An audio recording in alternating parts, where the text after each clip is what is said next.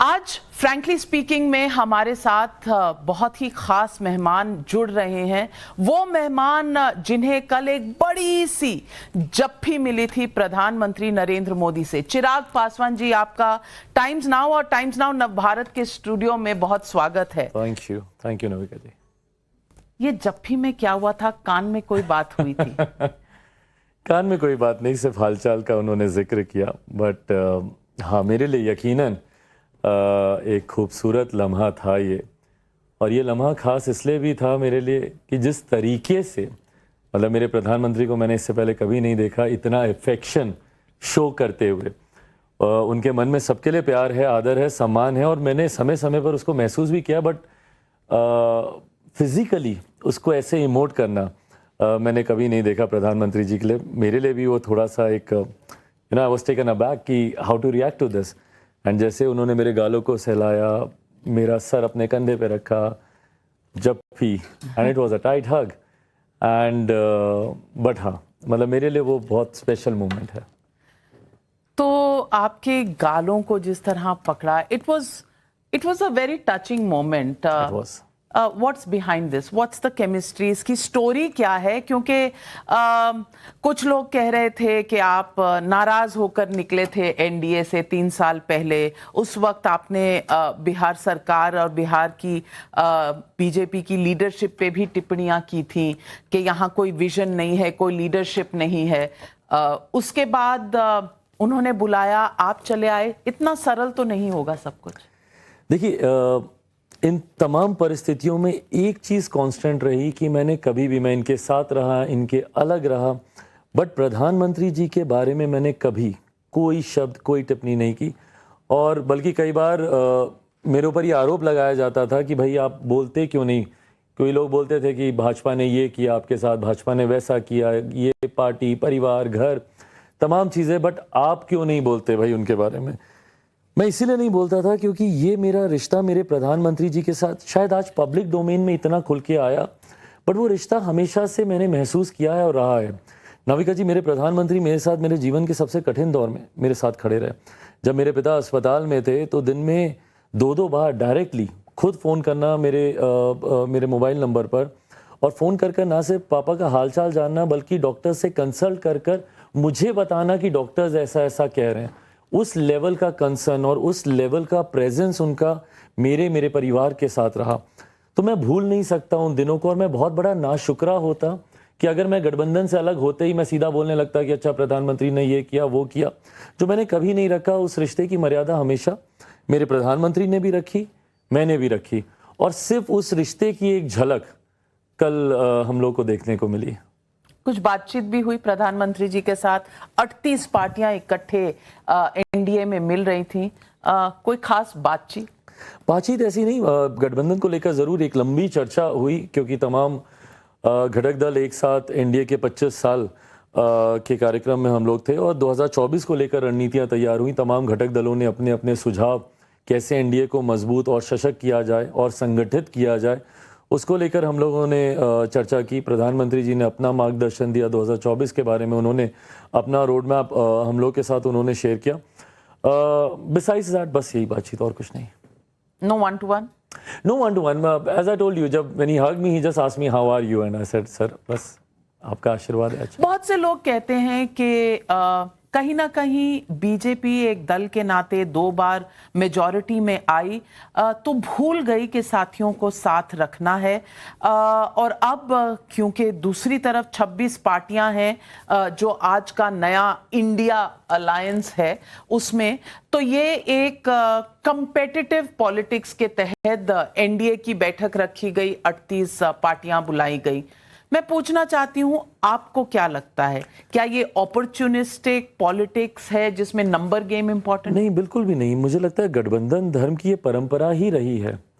ये ऐसा नहीं कि पहली बार ऐसा हो रहा है कि भाई चुनाव के वक्त, और गठबंधन चुनाव के वक्त ही मजबूत किए जाते हैं, उनकी स्मूथिंग की जाती है, उनको एक साथ एक प्लेटफॉर्म पे लाके अगले रण के लिए उनको तैयार किया जाता है। और ये जनरल, और बीच में जरूरत नहीं होती? नहीं, बीच में तो सब साथ में है ही, पर उसके लिए रेगुलर मुलाकात करें, जो कि होती भी है। ऐसा भी नहीं है कि रेगुलर मुलाकातें नहीं हुई। हर पार्लियामेंट सेशन से पहले एनडीए की बैठक बुलाई जाती है, सर्वदलीय बैठकें बुलाई जाती हैं, तो ये सब होता रहा है।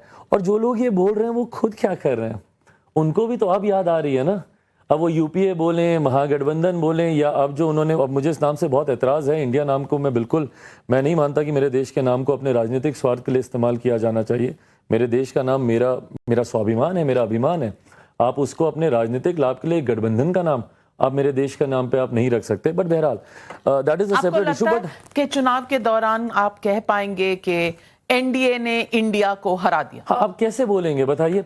कल को आप ही के चैनल पे एग्जिट पोल्स आएंगे, ओपिनियन पोल्स आएंगे, कैसे कोई भी जो भी एक देशभक्त एंकर होगा वो कैसे बोलेगा कि इंडिया पीछे जा रहा है? क्योंकि एग्जिट ओपिनियन पोल में ये होना ही होना है, उनको पीछे जाना ही। आप कैसे बोलेंगे कि वो पीछे जा रहा है, या इतने से वो हार गए, या इतने से इंडिया हार गया? आप कैसे बोलेंगे? आप नहीं बोल पाएंगे।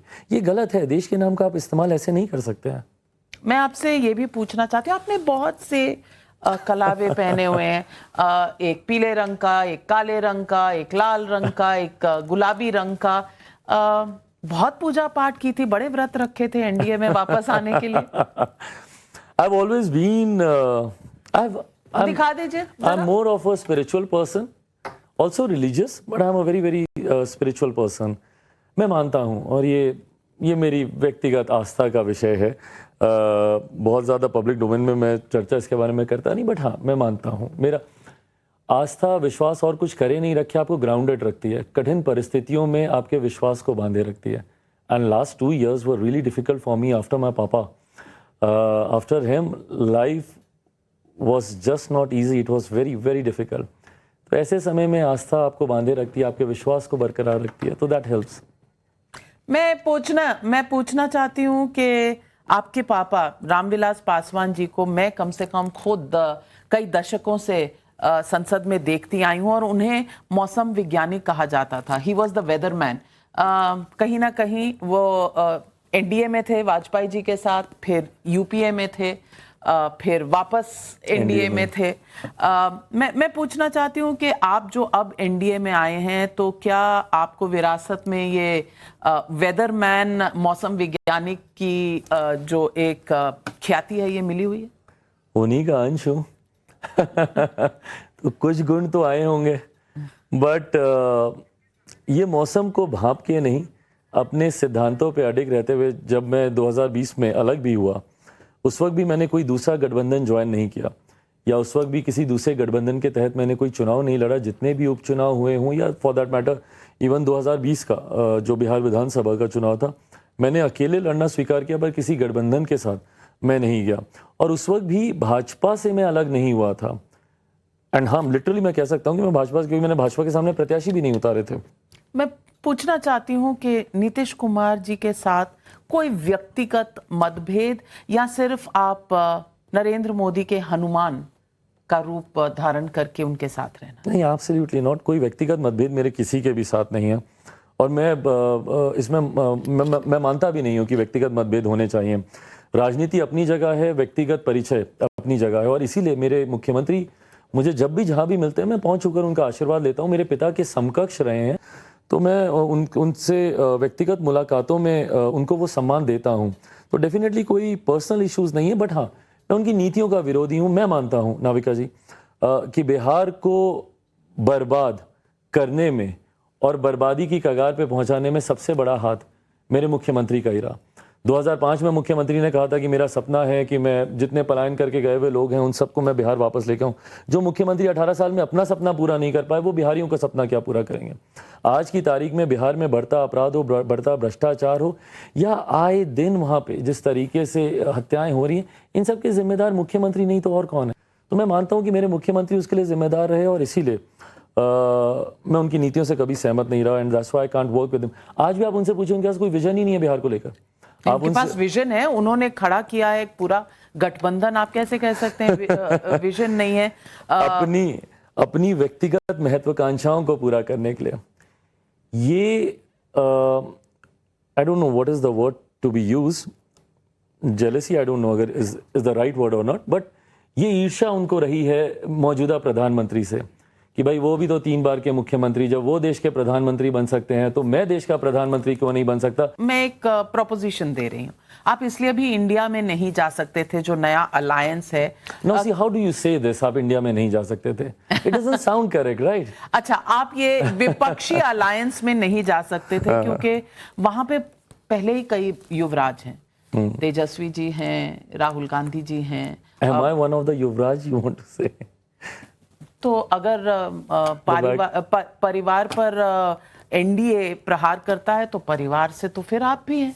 हाँ, इसको तो मैं नकार नहीं सकता हूँ। आपको नकार नहीं, आप नहीं नकार सकते। और आप एक्टर थे, आप पॉलिटिशियन बने क्योंकि आपके पिताजी पॉलिटिशियन थे। तो फिर परिवारवाद क्या एनडीए में नहीं हुआ?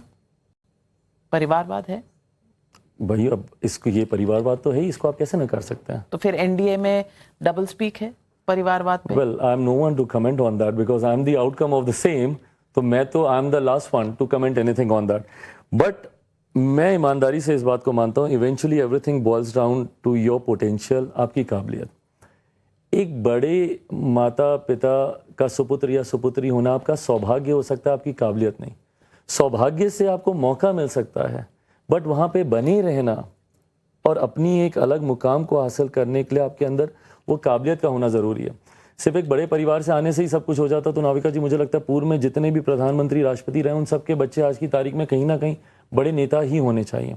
कल जब आपकी और प्रधानमंत्री जी की एक जप्पी हुई थी, तो एक जप्पी और हुई जिसका जिक्र भी हुआ, जिसकी तस्वीरें भी आई, और वो है आपके चाचा से। जी, अब चाचा जी से मनमुटाव था हाजीपुर की सीट को लेकर, कुछ फासले तय हुए, कुछ बात हुई, कुछ एडजस्टमेंट हुई, कुछ बातचीत में समन्वय हुआ, कुछ मनमुटाव कम हुआ?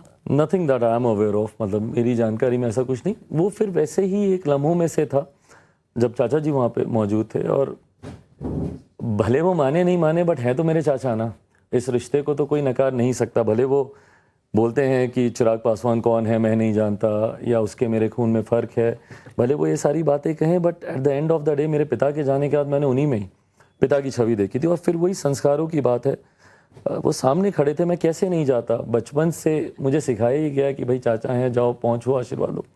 उसी संस्कार का परिचय देते हुए मैं गया, मैंने उनके पहुँच हुए। उन्होंने भी, yes I give it to him, उन्होंने भी बहुत अच्छे से मेरा हाथ पकड़ा, मुझे गले लगाया, और वो एक खूबसूरत छोटा लम्हा था हम दोनों के बीच में। छोटा ही है लम्हा? हाँ, मुझे लगता है इन दोनों लम्हों को जैसे आप राजनीति से जोड़ेंगे ना, दोनों लम्हों की खूबसूरती चली जाएगी और ये लम्हे बहुत छोटे हो जाएंगे। वो सिर्फ वहीं तक के ही थे, उससे ज़्यादा मुझे नहीं लगता कि इन लम्हों की कोई और अहमियत है। चलिए, मैं आपसे एक और सवाल पूछती हूँ। हाजीपुर जो आपके पिताजी की सीट थी, जब जहां से वो कभी भी नहीं हारे, ये एक उनके लिए, और सबसे ज्यादा मुझे याद है 90s के दशक में, 2000s के दशक में हाईएस्ट मार्जिन हमेशा रामविलास पासवान जी का होता था हाजीपुर की सीट में, और कहा जाता था वहां माइनॉरिटी परसेंटेज ऑफ वोट्स बहुत ज्यादा है। हिंदुत्व वाली बीजेपी पार्टी में आने के लिए इतने कलावे और इतनी तावीजें पहनने के बाद आपको लगता है हाजीपुर में चिराग पासवान अपने अब चाचा जान को compete कर सकता है? I think it's high time to rise over these things. I come from a state which has always been dominated by the caste scenarios and the caste, region, religion, यही सारी चीज़ें वहाँ पे dominate करती रही हैं। मुझे लगता है मैं आज की तारीख 21वीं सदी का पढ़ा लिखा युवा हूँ नाविका जी, मैं नहीं मानता जात पात धर्म मजहब में, और मैं इतनी हिम्मत रखता हूँ कि अपने मन से मैं खड़ा होकर मैं बोलता हूँ कि हम लोग को 13 करोड़ बिहारियों की बात करने की ज़रूरत है। जाति में बंटने की वजह से ही हमारे बिहार का इतना नुकसान हुआ है। मेरे प्रदेश के मुख्यमंत्री अभी तक जाति में बांटते हैं, जो बोलते हैं कि भाई संविधान की ये लोग हत्या कर रहे हैं। हत्या इन्होंने की है संविधान की। संविधान ने कभी नहीं कहा कि अनुसूचित जाति को आप और बांटने का काम करो। इन्होंने अनुसूचित जाति में भी दलित को महादलित करने का काम किया, पिछड़ा को अति पिछड़ा करने का काम किया, फर्दर बाइफर्केशंस इन्होंने किए, जाति की राजनीति वोट बैंक बनाने के लालच में इन्होंने करने का इन्होंने काम किया। मैं नहीं मानता कि आज की तारीख में जाति व्यवस्था के आधार पर आप आगे बढ़ सकते हैं, और 21वीं सदी का मुझे नहीं लगता मेरी उम्र का कोई भी युवा इन सब चीज़ों में पढ़ना चाहेगा। जात पात धर्म मजहब से उठकर ही हम लोग बिहार को एक विकसित राज्य बना सकते हैं। और बिहार में आप नहीं कह सकते ना कि भाई अगर कोई अपर कास्ट का है तो सब बहुत संपन्न है, सब बहुत खुश हैं, बड़ी खुशहाली है। वहाँ पे भी मुसीबतें हैं, वहाँ पे भी गरीबी है। अगर सही में आपको बात करनी है तो गरीबी की ही बात करनी होगी। अगर बटा है कुछ तो सिर्फ अमीर और गरीब, एक अमीर जो अमीर होता जा रहा है, दूसरा गरीब जो गरीब होता जा रहा तो है। फिर इतने सालों से तो नीतीश कुमार जी बीजेपी के साथ भी थे, सरकारें चला रहे थे, तो उस पार्टी के साथ आप क्यों हैं आज जिसने बिहार की प्रगति नहीं की? मुख्यमंत्री जी को जो जानता है और जो उनकी कार्यशैली को जानता है वो इस बात को मानेगा, he is a single man army. भाई उनके कोई वो अकेले नीति निर्धारक हैं, उनके साथ कोई और बैठ जाए किसी पॉलिसी मेकिंग में या किसी एग्जीक्यूशन में नहीं संभव है। बाकी सारे तो तेजस्वी जी तो सब वही कर रहे हैं। That's why I don't target anyone else. भाई 18 साल में कितने उप मुख्यमंत्री बदल गए पर मुख्यमंत्री का पद स्थिर रहा। तो भाई यही है जिनको सारे डिसीजन लेने हैं, सो जवाबदेही भी इन्हीं की बनती है। और मैं पूछना चाहती हूं कि कल जब गठबंधन की बातचीत चली तो कितना कॉन्फिडेंस है एनडीए में कि अगले चुनाव में वो जीतेंगे?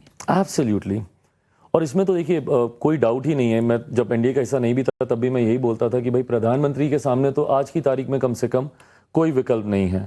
एंड नॉट ओनली बिकॉज कि अब मैं इस गठबंधन का हिस्सा बन गया हूँ, also because I don't see a policy. विपक्ष के पास मौजूदा प्रधानमंत्री का व्यक्तिगत विरोध करने के अलावा है क्या? They don't have an agenda, they don't have an vision. Forget about agenda, they don't have a vision. उनके पास राहुल गांधी है, उनके पास नीतीश कुमार है, उनके पास ममता बनर्जी हैं, एमके स्टालिन हैं, कई लीडर हैं उनके पास। आप क्यों समझते हैं कोई लीडर्स का आ जाना जनता के आने का मापदंड नहीं हो सकता। गठबंधन बदल जाते हैं और लोग कई बार इस भ्रम में रहते हैं कि हमारे साथ जनता भी हमारे साथ आ रही है। ऐसा होता नहीं और कई चुनाव इस बात के गवाह रहे हैं। I want to ask you, why should people of India vote for the NDA and not for the opposition united? You think after 10 years people might want change? No, but sorry, but the question should be why should they vote for the other alliance? What do 10 we साल see में in आदमी here? Bore हो जाता है, कोई नया try करे। ऐसा नहीं हो सकता? This is not how the country should run. हो सकता है, होने को कुछ भी हो सकता है, but this is not मतलब ऐसे चुनाव नहीं होते हैं, नहीं होने चाहिए। और मैंने कहा या तो विपक्ष बताए अपना एजेंडा, हम बताएंगे कि हम आपसे बेहतर कैसे हैं। यहाँ तो कोई उनका विजन ही नहीं सामने आया तो हम कैसे बोलें कि हम आपसे बेहतर हैं? जो विजन है हम अपना ही विजन दिखा रहे हैं, बता रहे हैं।